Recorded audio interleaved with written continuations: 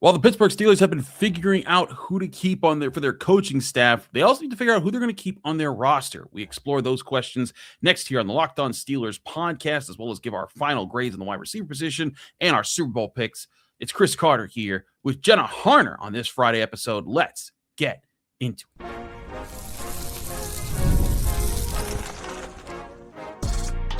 You are Locked On Steelers, your daily Pittsburgh Steelers podcast. Part of the Locked On Podcast Network, your team every day.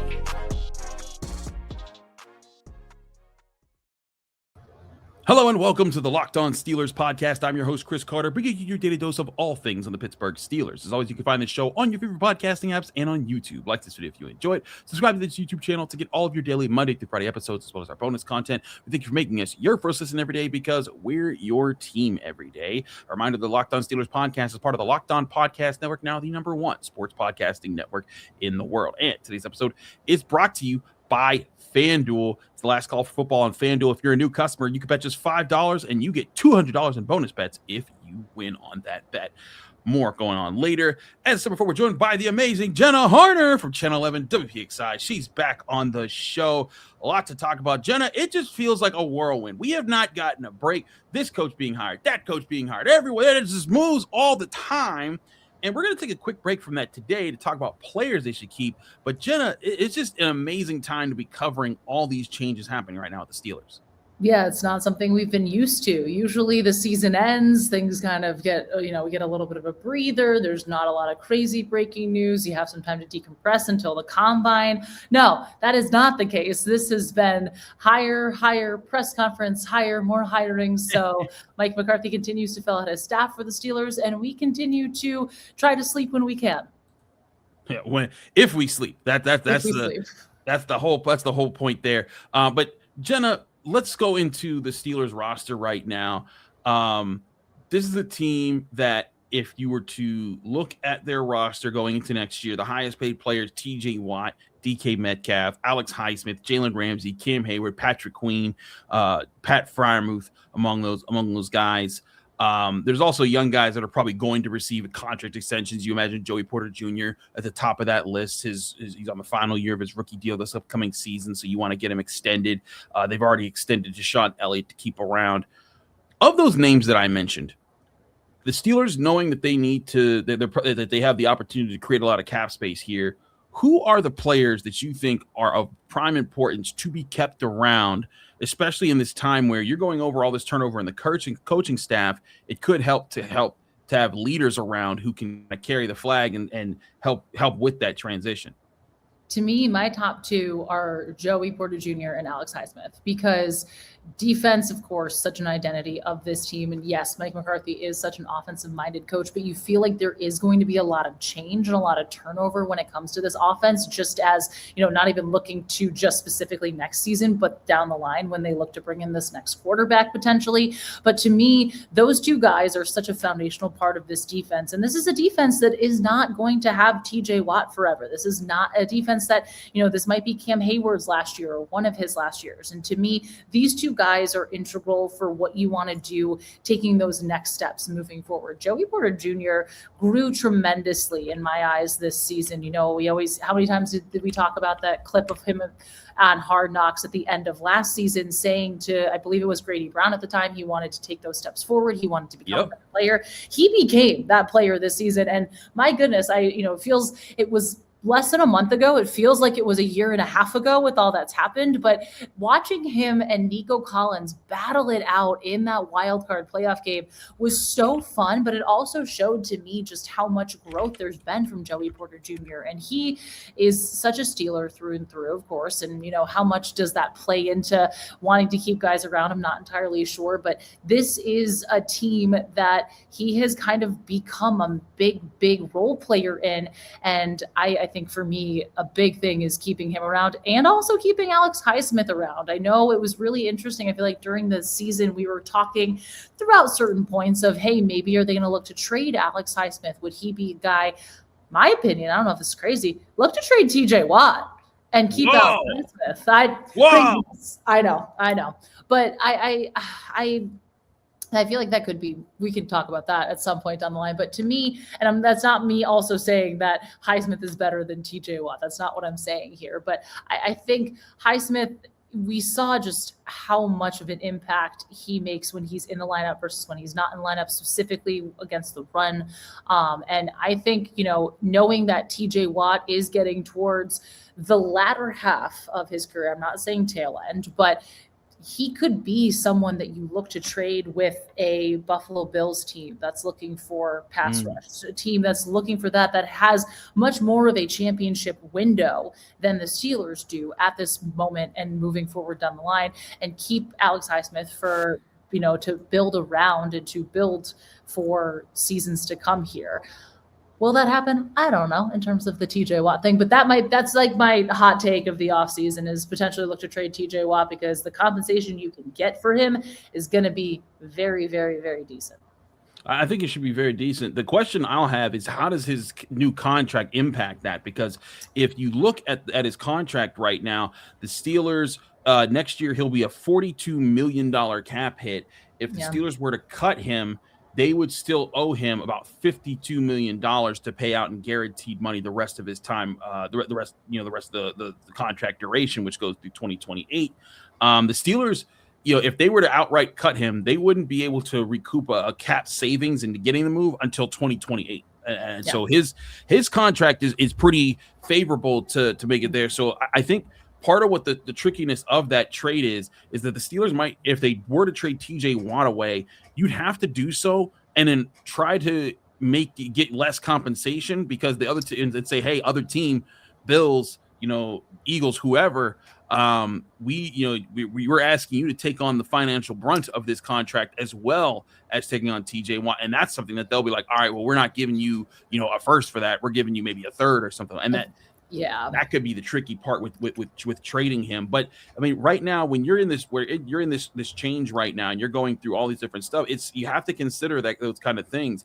I'm with you. Alex Highsmith needs to be part of it. He's in his late 20s. He's at least got like 3 more years, I think, of him playing at a high level. TJ Watt could turn it back around after this season and play at that high level. But certainly a guy there. I agree with you.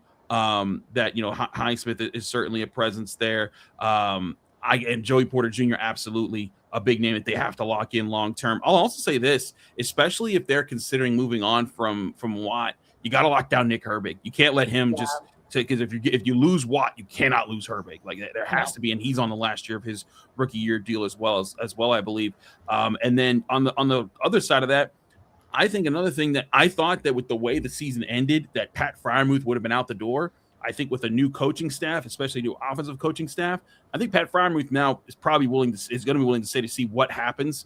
And if that's the case, I think they should keep him because you and I, you've been around the team. I've been around the team. Pat Freiermuth is everything you want in a player. He's energetic. He fights hard. He does all the little thing right. He never complains when he doesn't get the ball. You want that kind of a guy. And he's a playmaker. When they got him the ball, they moved him the ball. So I think he's another guy on that list that they better keep, instead of trying to move them off to get whatever draft capital as they're making these changes. This before we were doing I was putting some pre-show notes together. Those were my 3 guys. Pat Freiermuth is on that list. And I think, to me, it spoke so many volumes when we talked with him right after locker clean out, right before Mike Tomlin announced to the team that he was stepping down. There was such a sense of, frustration, the way that the season ended, frustration for the way that he was utilized this season, but the way that he vocalized it. And I mean, we heard Aaron Rodgers mention it throughout the season. Like Pat is a guy and was a guy throughout this year that never complained, that never said, I'm not getting the ball enough, get me more involved, any of that. It was, hey, this is what they're asking me to do. I'm doing my job. I'm doing what I'm asked. And when my opportunity comes, I'm going to take advantage of it. And I do think having Mike McCarthy and having this offensively minded coaching staff is going to change a lot of things in terms of how they're going to look to utilize a guy like Pat Freiermuth, because again, we know the weapon that he can be when he is utilized in the way that he's utilized. And whoever the quarterback is going to be next season, we always say how many times a tight end is a quarterback's best friend. He is going to be somebody for whether it's Aaron Rodgers again, whether it's, the whatever free agent quarterback they might look to bring in, whether it's Will Howard getting his shot, whether it's some rookie, whoever it is, he's going to be a massive part. And he's also been through so much change on this team, so much inconsistency, for lack of a better term, especially at the quarterback position. If he is going to be here for the next handful of years, and after the next 2 or 3 years, depending on what happens with the quarterback situation, there is a little more stability, I think that's going to pay dividends for a guy like Pat Freiermuth. I think so too. There's a lot to be had there. And listen, this isn't to say that they should only keep these guys. They're only going to keep these guys, but I do think there's hard choices. Like, with guys with big contracts that are in their 30s right now. Do you try to move them off to get draft capital as you're trying to make other changes? TJ Watt, $42 million cap hit. He still has about $32 million in guaranteed money that you would have to hold on to, that you wouldn't be able to escape. So you really wouldn't recoup any cap space by getting rid of him. But a guy like Jalen Ramsey, he's a $19.5 million cap hit. He's got 3 more years on his deal, and none of that is guaranteed money. You can move on from him. You imagine they're definitely going to move on from $10.8 million cap hit Jonnu Smith, and other guys could be in that line. Patrick Queen, I think they should keep him, but he's a 13. You could save $13.3 million in cap space if you get rid of him. Those are going to be tougher questions. But that's why I wanted to start with who are the guys you want to protect the most. And I'm right with you. Alex Highsmith, Joey Porter Jr. signing him to a big term, long-term deal. And then Pat Freiermuth, chief among those guys. I'll also add another person to this list, Kenneth Gainwell. I talked about this with Nick Farabaugh on Wednesday. I'm sorry, you got to keep Kenny G somehow, some way. I don't even think it'd be that expensive, but make sure he's on the roster with Jalen Warren, so that those guys are a 1-2 punch for you next year. 100%. That felt almost like, why did we even not think about Kenneth Gainwell? Because that's such an obvious yes. Kenneth Gainwell, you need that man on your roster and in the locker room. For he's wonderful to talk to. I always appreciate the interviews that he gives us. Absolutely. We named some players there. We didn't name any receivers. So let's talk about the receivers next. It's our Stars and Skulls final grades on the Steelers wide receiver position, all here on the Locked On Steelers podcast. Chris Carter, Jenna Harner, stick with us. We'll be right back. But first, remind you that this episode is brought to you by ZocDoc. Finding a doctor you actually like can feel like discovering a diamond in the rough. You want someone in-network, nearby, with availability, but you also want a doctor who really listens, makes you feel comfortable, explains things clearly, and helps you walk out feeling confident about your next step. Your diamond in the rough doctor exists, and finding them is easy with ZocDoc. ZocDoc is a free app and website that helps you find and book high-quality in-network doctors so you can choose someone that you truly connect with. I love that you can search for specialty and symptoms and quickly find the right fit. Being able to choose in-person or video visits makes scheduling way easier. You can check the verified patient reviews to get a real sense of the doctor's vibe and communication style. So stop putting off your doctor's appointments and get the care that you need. Go to ZocDoc.com/LockedOnNFL to find and instantly book a top-rated doctor today. That's ZocDoc.com/LockedOnNFL. ZocDoc.com/LockedOnNFL.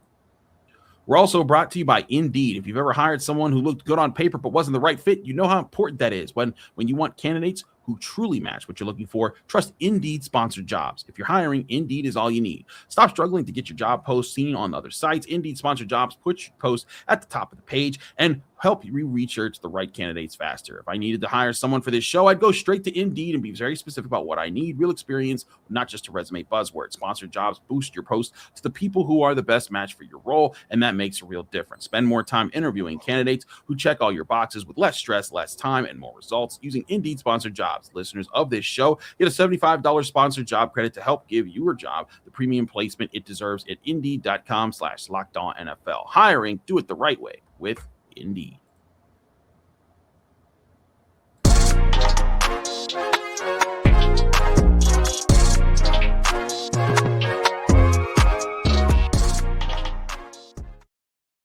We're back here on the Locked On Steelers podcast. Chris Carter, Jenna Harner here.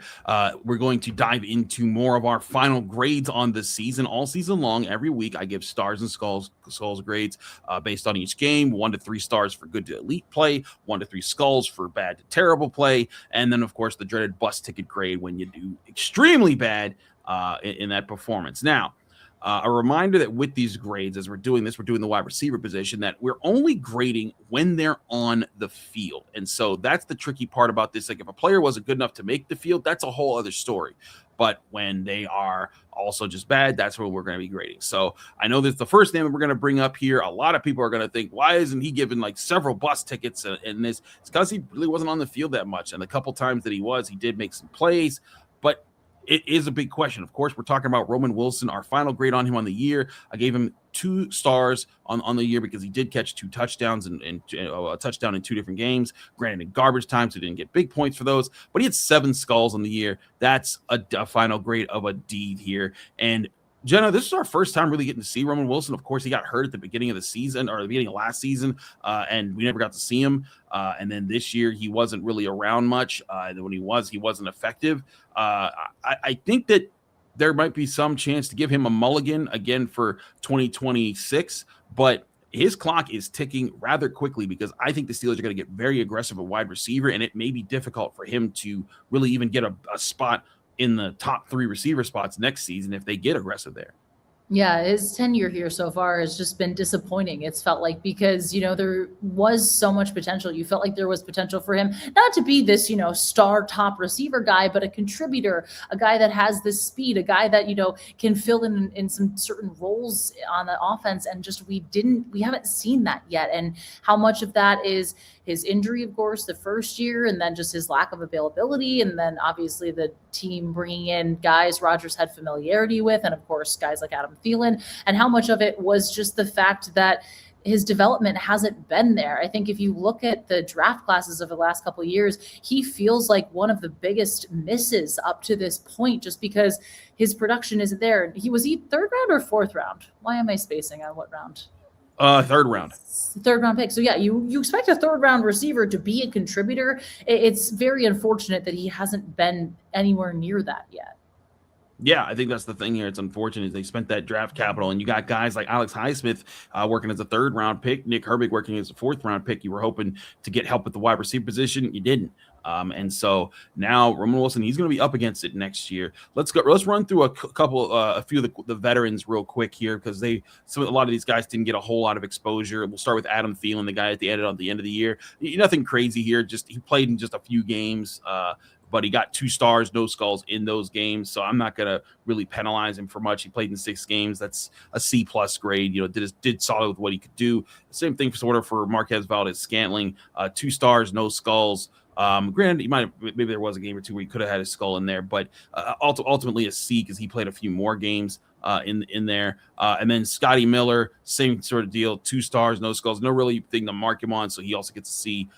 He played in more games with the team for longer. So that's kind of why Adam Thielen had the C grade here. But these were all guys that were just kind of fill-ins anyways, Jenna. I think the bottom line is this is just a kind of a message to Mike McCarthy and his future staff that, like, look, if offense is going to be what makes this team better, and that's what you're doing with Mike McCarthy, these are not going to need to be the guys that you rely upon to create that offense. No, this just kind of perfectly goes to show kind of the mess that the receivers room was. And not like, it wasn't this horrific, everybody's terrible type thing, but you just didn't have these playmakers. You didn't have guys. Like we said at the beginning of the season, when they traded George Pickens, it was DK Metcalf, everybody else, Calvin Austin somewhere in there. But like that is what this receivers room has felt like now for multiple seasons. You need depth. You need guys that can contribute in different ways. And you're having, vets that, Adam Thielen wanted to come and finish his career off somewhere where he had a chance, granted, how much of a chance? I didn't entirely think there was a lot of a Super Bowl chance with this team.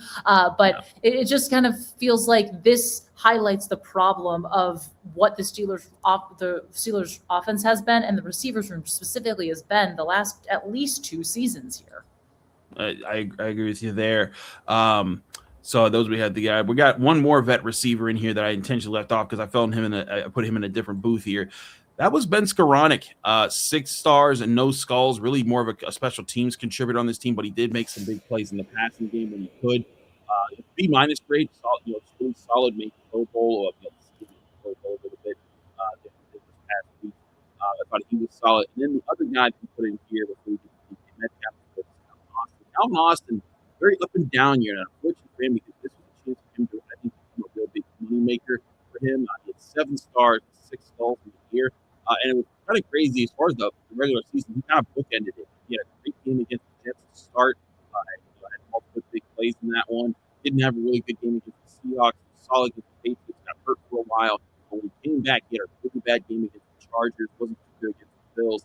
And it was kind of not that much of a contributor for most of the year. But of course, that regular season game at the end, the game when he touchdown over the Ravens, that got 2 stars in that game. He also didn't do really enough in the Texans game. So for me, when I looked at that, it's a very up and down year, unfortunately, for Kevin Austin. But he's going to be one of those guys that if they bring back, it's for the cheap.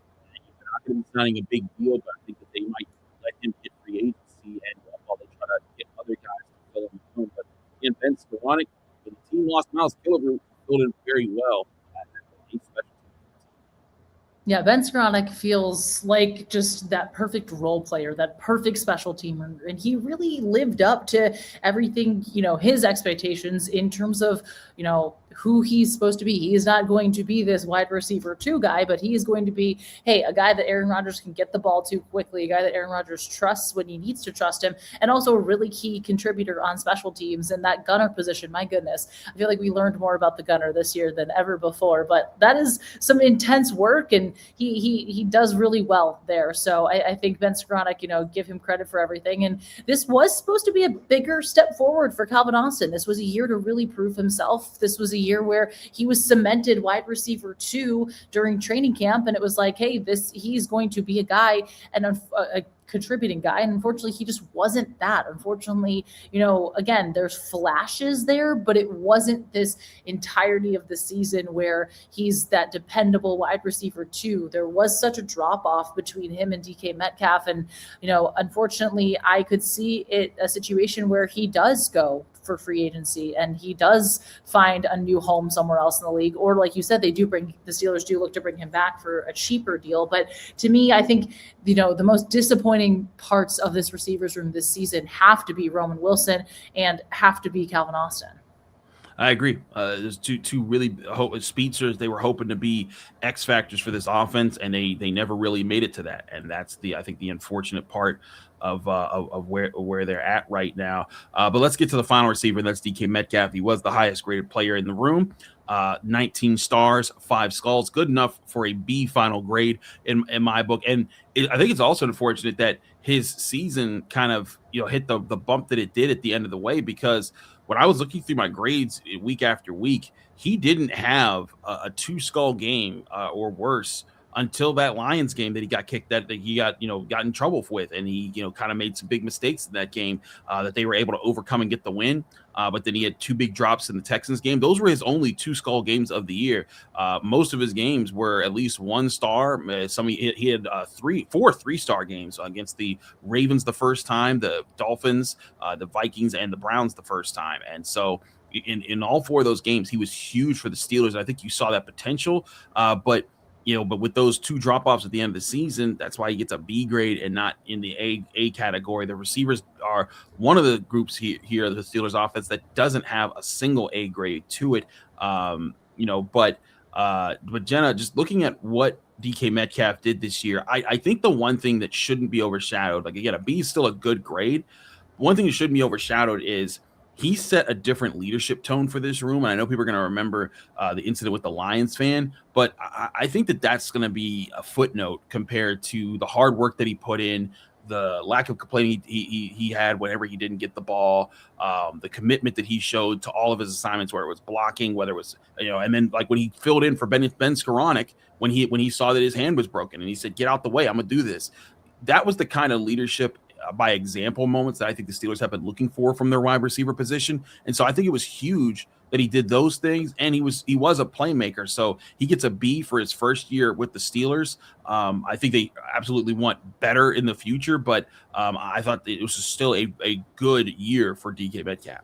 I completely agree. And I think that it's going to be really interesting to see if the Steelers do target receiver high in this draft, what the pairing there will be like, because everybody knew that DK Metcalf was getting the football and that Aaron Rodgers was targeting DK Metcalf and that they were going to do so much to scheme ways to get DK Metcalf open and to have him make those big splash plays. And again, how much did we talk about the lack of splash up until later on in the season when Rodgers did find some of the deep ball connections with Metcalf? To me, there were so many frustrating parts of this offense, and I think he was one of the lone bright spots in that this past season. And I think when you pair him potentially with early round receiver in this draft, this is going to be fun, dare I say, to watch, or at least fun initial parts of what this offense can look to be.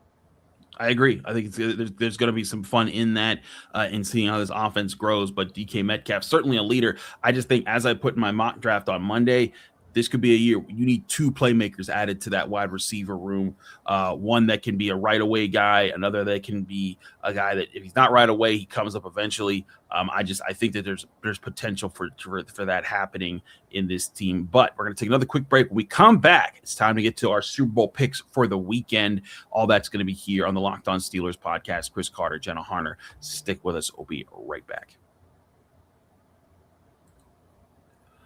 But first, remind you, this show is also brought to you by Robinhood. What if sports were traded like markets? Now you can put your sports IQ to work in real time with Robinhood prediction markets. It's not you against the house. It's you participating in a live market. You can buy or sell your positions live all game long. Use your sports knowledge in the moments that matter. Robinhood prediction markets changes the game. It's people moving the action. So when momentum shifts, you can move with it. I always knew the game, but never had a dynamic way to play and apply that knowledge. Now I can actually take part live in a market powered by the people. You're no longer just a spectator, play-by-play. You decide. Trade every play with Robinhood. Now available across the U.S. Download the Robinhood app now to begin. We're also brought to you by Home Chef. As the new year gets going, a lot of people are trying to simplify their routines, and dinner is a big one. Between busy work days, cold winter nights, and packed schedules, having an easy, reliable dinner plan makes a huge difference. That's where Home Chef comes in. Home Chef takes the stress out of cooking by delivering fresh, pre-portioned ingredients right to your door with easy-to-follow recipes that actually taste great. They're rated #1 by users of other meal kits for quality, convenience, value, taste, and recipe ease. And it's easy to see why. Meals come ready to fit your schedule, 30-minute recipes, oven-ready trays, or quick lunches.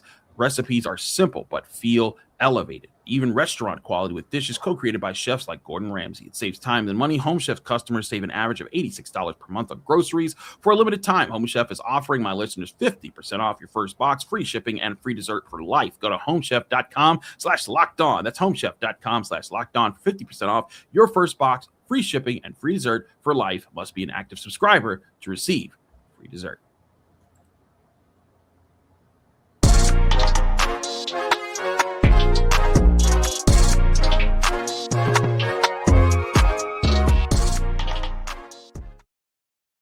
Welcome back to the Locked On Steelers podcast. Chris Carter, Jenna Harner here, breaking things down as always. All our odds, ends, and lines when we bring you matchups, and we're talking about betting lines come from FanDuel.com, the #1 sportsbook in America. The Seahawks have maintained their 4.5-point favorite spread over the Patriots of the Super Bowl. The money line sits at -235 Seahawks, but plus 194 Patriots. The over/under at 45.5 points. But all playoffs long, we've been doing our pigskin bracket challenge that we've been able to participate with us in on ESPN.com for the Locked On Steelers group that we put together. There were 162 of you that competed with us, and of course, Jenna Harner is in the top part of the group. I can't stand it. I'm over it. I'm tired of you winning, Jenna. And like, I even looked at it. You have the Seahawks winning. I have the Seahawks winning. It doesn't matter. Whatever I do now, it doesn't matter anymore. I'm not going to beat Jenna Harner. This is just a tough future for me to accept. Ooh, I didn't even know. I haven't checked in a while because I have Jacksonville going a little far. I love this. I love this very much. I think my NFC side of the bracket is probably better than my AFC side. Boo. I hate all of it. Because I was looking at your picks, and I was just, because I think the thing is that I had the Bills going to the championship game, and you had the Broncos. And so that was where you pushed yourself over the edge over me. So now we both have the Seahawks winning, and I can't do anything about it. I hate life itself. Oh, she says. But Jenna, let's talk about this matchup though, because we both. Who did you have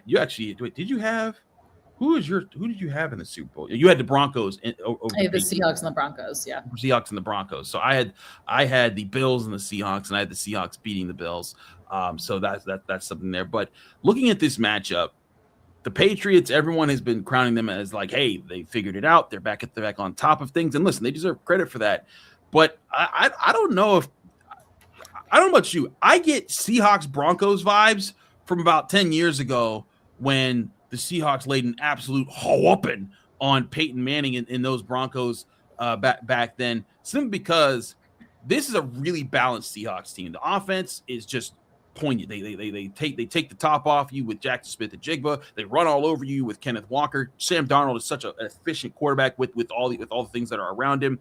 And that defense is nasty. The Patriots defense is nasty, and Drake May certainly made some plays, but that offense has not been impressive down the stretch of the playoffs. And I feel like there's a lot for the Patriots to overcome in this specific matchup, because it's two sides of the ball where they're facing an elite team. And also, Seattle's special teams is ridiculous as well. They've just gotten better all season long, and it's crazy to think of all the way back to week 2 when Caleb Johnson blunder really was a massive difference maker in this game between the Steelers and the Seahawks. And granted, it's early in the season, so those things are going to happen just in terms of, not knowing who's going to be what come week, the Super Bowl week now. But to me, this Seattle team has just figured so much out. They've gotten better each week. I don't see weaknesses on this team. You look and you're like, okay, there's, you have Jackson Smith-Njigba taken care of. Here's Cooper Kupp. Okay, who's the tight end that? Why am I spacing on their tight ends? This is my. You're fine. And so Olympic and Olympic mode. You're Olympics. I get you. As we're getting set for that. But Seattle's tight end, they have so many ways to beat you. And that defense is just going to create havoc. I think the Patriots defense is a very good defense as well. And I think that they are going to have a takeaway or two. But Drake May has turned the ball over a lot in specifically the last couple of games. And I know weather had a little bit of a factor in Denver. But to me, that's going to be a big thing is, just the Seattle team. AJ Barner. There we go. Thank you for that. I think that's going to be the biggest difference in this game for me is just Drake May is going to turn the ball over a couple more times. And I think the Seahawks defense Seahawks offense has a much more complete unit on the flip side of New England's offense. I don't think this game is going to be close. I truly don't. I want it to be close because, I love a good game, but I don't think this is going to be close. I'm right with you. I find this too hard of a thing to overcome for the Patriots. They've done a really good job getting to this point. And who knows, man, they can prove me wrong again. But I look back throughout the Patriots in the weeks leading up here. 10 points against the Broncos, granted in a blizzard, and I get that was something there. But the offense scored 21 of their points against the Texans. They didn't really light it up there, and then they scored 16 points to beat the Chargers. Their defense has very much carried them through these playoffs. That's been the fact here. Drake May's done enough great moments. I don't think the defense is going to be enough to just contain the Seahawks entirely. And on the flip side as well, like you said, the Seahawks defense, they've just been so good this year. They can get Marcus Morris, Byron Murphy, Leonard Williams. They got nasty guys in front. They've got good linebackers. That secondary is just disgusting. Devin Witherspoon's been fantastic. But Nick Imanori, what a pick! It was a guy that we highlighted a lot in the draft. I've been so impressed by how they've carried themselves. Jenna, what's your final score prediction? Do the Patriots cover, or is this a blow? I don't think this is close. I think Seattle, that 4.5 line feels great to me. I'm taking them to cover that and then some. I think the Seahawks are going to win 27-16. That's about how I feel where this game is going to be. The defense is going to force some turnovers to either score or set the offense up for Seattle in some really good field position. And I don't think it's going to be close. I really don't. Same here. 34-17 is my final score. Seahawks do that and cover, and they kind of make this not a game. The Seahawks winning their second Super Bowl in franchise history there. Jenna, thanks so much for joining us here on the Locked On Steelers podcast. The people who can find you, follow you, get more of your work. Well, thank you for having me. You can find me on Twitter at Jenna Harner 11, Instagram Jenna_Harner, locally here on WPXI. If you're in the Pittsburgh TV market, obviously we're your home for the Super Bowl. So we will have all the coverage and stuff immediately after the Super Bowl ends as well. So join us then. And yeah, that's all we got. Olympics too. Crazy. Here we're in the thick. It's Super Olympics as it starts. So we're ready for it. There she is, Jenna Harner. Thanks so much for joining us here on the Locked On Steelers podcast. Thank you all for joining us here on the Locked On Steelers podcast. I'm your host, Chris Carter. Follow me on Twitter, Instagram, TikTok, Blue Sky, wherever you get social media. My handle is always at Carter Critiques. Read my work in the Pittsburgh Post-Gazette going to post-gazette.com. Find me here every day, Monday through Friday, on your favorite podcasting apps and on YouTube. Like this video if you enjoy it. Subscribe to this channel to get all of our daily Monday through Friday episodes. Back here Monday, after the Super Bowl, right here on the Locked On Steelers podcast.